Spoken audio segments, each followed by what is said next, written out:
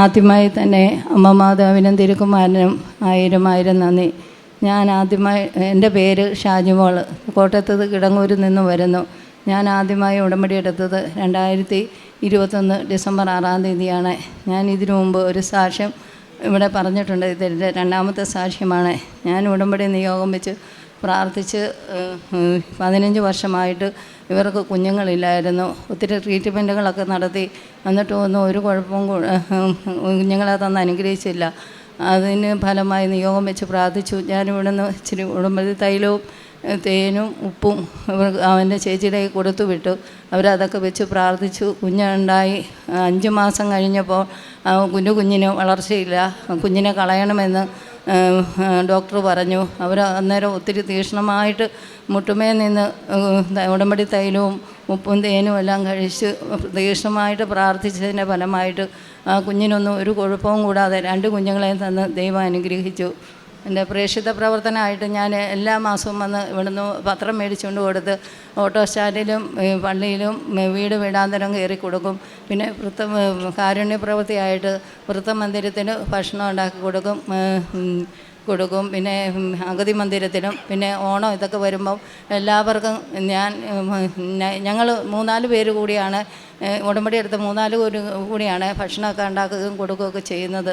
എന്നിട്ട് നൈറ്റി ഇതെല്ലാം മേടിച്ച് കൊടുക്കും. ഇവിടെ ഞാൻ കൃപാസനത്തിലും ഞാൻ പുതിയ ഡ്രസ്സ് മേടിച്ചുകൊണ്ട് പ്രേക്ഷിത കാരുണ്യ പ്രവൃത്തിയായിട്ട് കൊടുക്കാറുണ്ട്. പിന്നെ എൻ്റെ അടുക്ക് ആരൊക്കെ വന്ന് കൈ നീട്ടിയാലും അവർക്കെല്ലാം ഞാൻ എന്നെക്കൊണ്ട് കഴിയുന്ന രീതിയിലെല്ലാം ഞാൻ ചെയ്യാറുണ്ട്.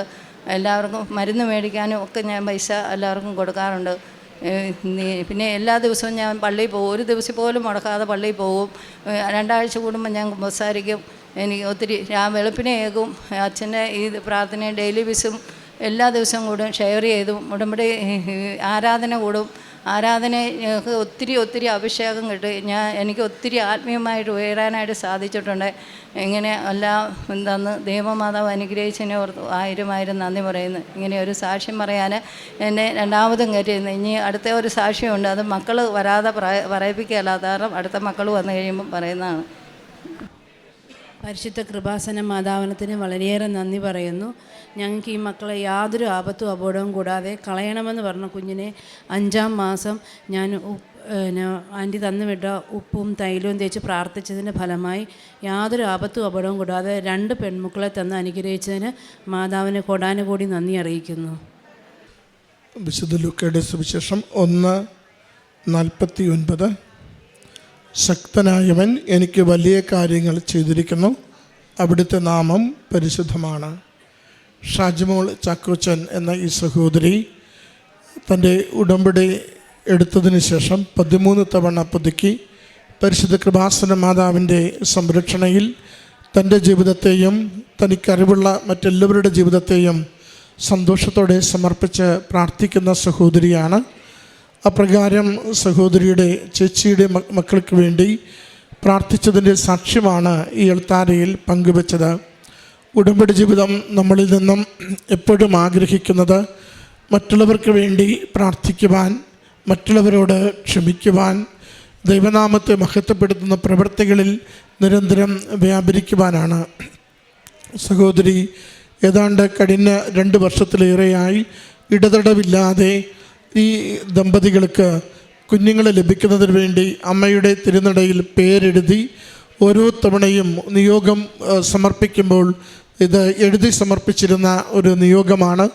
ആ ദമ്പതികൾക്ക് അവർക്കൊരു കുഞ്ഞുങ്ങളെ നൽകി അനുഗ്രഹിക്കണമേ എന്ന അത് വലിയ പ്രത്യാശയോടെ പ്രാർത്ഥിച്ചതാണ്. ഉടമ്പടി നമ്മളെപ്പോഴും അങ്ങനെയാണ്, അസാധ്യമെന്ന് കരുതുന്നത്. ദാമ്പത്യ ജീവിതം തുടങ്ങി 15 വർഷമായി കഴിഞ്ഞ് ഒരു കുഞ്ഞുങ്ങളെ ലഭിക്കുക അത്ര എളുപ്പമുള്ള കാര്യമല്ല. ഏതാണ്ട് ഒരുപക്ഷെ ദമ്പതികൾ തന്നെയോ മറ്റെല്ലാവരുമോ ഒരു കുഞ്ഞിനെക്കുറിച്ചുള്ള പ്രതീക്ഷ ഉപേക്ഷിക്കുന്ന സമയമാണ്. ആ നാളുകളിലാണ് ഈ അമ്മ ഈ ദമ്പതികൾക്ക് വേണ്ടി നിയോഗമെഴുതി പ്രാർത്ഥിക്കുന്നത്. ആ നിയോഗമെഴുതി പ്രാർത്ഥിക്കുമ്പോൾ ഒത്തിരി ചികിത്സ ചെയ്ത് അതെല്ലാം ഫലരഹിതമായി പോയതിനു ശേഷം ആ ദമ്പതികൾക്ക് അമ്മ മാതാവിൻ്റെ പ്രത്യേക സംരക്ഷണയാൽ സഹായത്താൽ ഉദരത്തിൽ കുഞ്ഞുങ്ങൾ ഉരുവാകുന്നതിനെയാണ് സാക്ഷ്യപ്പെടുത്തിയത്. വീണ്ടും 5-ാം മാസം എത്തുമ്പോൾ അതിലൊരു കുഞ്ഞിന് വളർച്ചക്കുറവുണ്ട്. അതുകൊണ്ട് അത് അബോർട്ട് ചെയ്ത് കളയണം എന്ന രീതിയിൽ വലിയ പ്രതിസന്ധിയിലേക്ക് വീണ്ടും കാര്യങ്ങളെത്തുന്നു.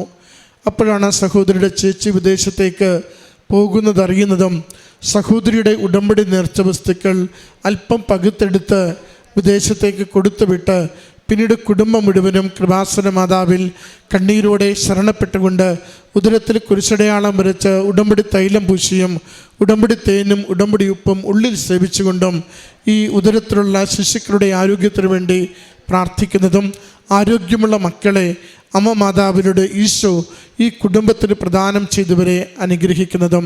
പ്രിയമുള്ളവരെ, ഉടമ്പടി ജീവിതത്തിൻ്റെ വലിയൊരു ഉത്തരവാദിത്തത്തെയാണ് ഈ സാക്ഷ്യം നമ്മോട് പങ്കുവയ്ക്കുക. നമ്മുടെ കേവല ആവശ്യങ്ങൾക്ക് വേണ്ടി മാത്രം പ്രാർത്ഥിക്കുവാനും നിയോഗങ്ങൾ എഴുതുവാനുമാണോ ഉടമ്പടിയെ നമ്മൾ എപ്പോഴും ഉപയോഗിച്ചു കൊണ്ടിരിക്കുന്നത്?